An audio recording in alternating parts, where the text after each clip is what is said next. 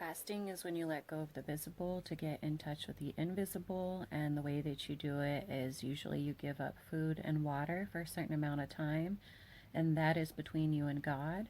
And you're not supposed to go around making a big spectacle of it. Yeah, you can lay down a time to go ahead and do it like with other people, but you're not supposed to go out and say, oh, hey, guys, look at me. I'm fasting right now. I'm on hour 18. No, nothing like that, because then your reward comes from men, because that's why you're doing it, to get a reward from people.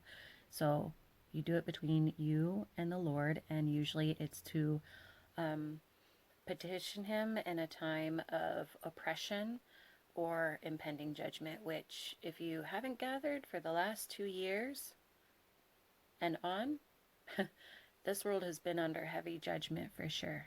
Now, this is not your standard run of the mill time. This isn't something that, oh, it happens. It's part of normal history. No, no, no, no, no. No, it's definitely heavy spiritual stuff going on.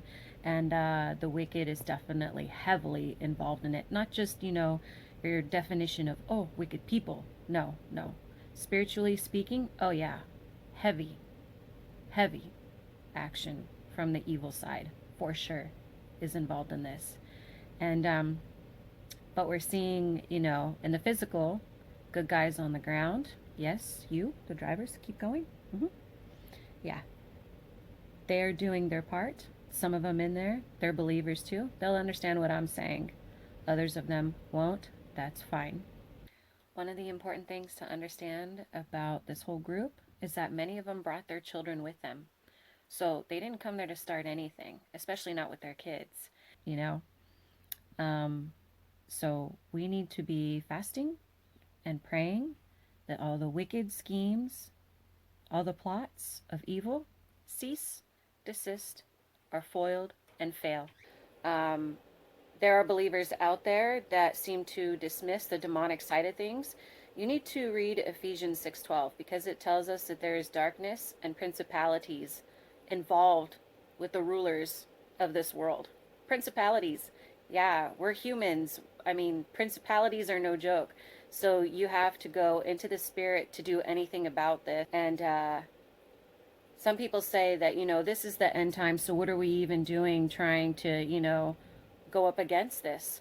Well, in a conflict, there are many battles. Many battles can be won. And if you don't believe in that either, then you need to look at a history book. Whatever win comes from this, you have to give thanks and praise to God. It's not rah, rah, rah, mighty men.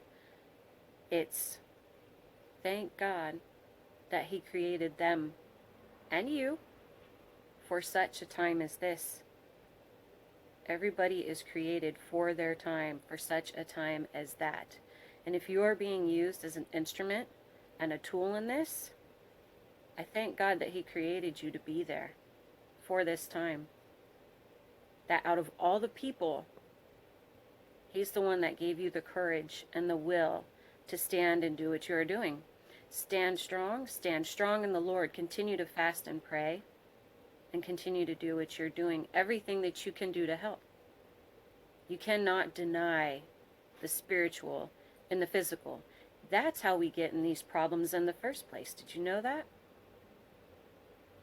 When evil understands the spiritual more than the good does, that's when evil starts to win. Now we know in the end that we have the win. But again, we're going to have many battles in between. Many. And you have to be willing to stand up for the kingdom, stand up for the common good. For those who have yet to come to believe, you need to give them hope. Lead them to the Lord. We need to fast and pray.